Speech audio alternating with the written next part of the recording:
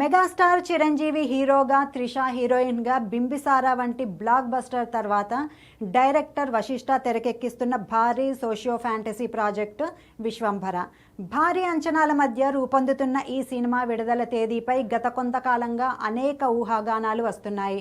ఎప్పుడో ప్రేక్షకుల ముందుకు రావాల్సిన ఈ చిత్రం సీజీ అవుట్పుట్ విషయంలో వాయిదా పడుతూ వస్తోంది.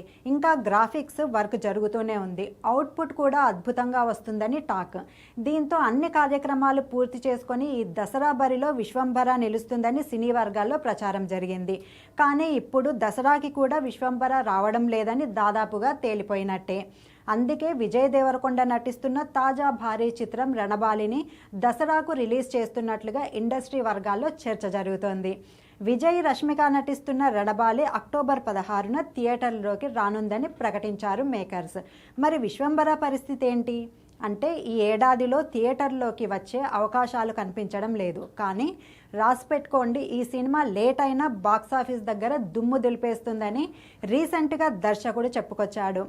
మేకర్స్ రాజీ పడకుండా పనిచేస్తున్నప్పటికీ వరుస వాయిదాలు మాత్రం అభిమానులను నిరాశకు గురిచేస్తున్నాయి.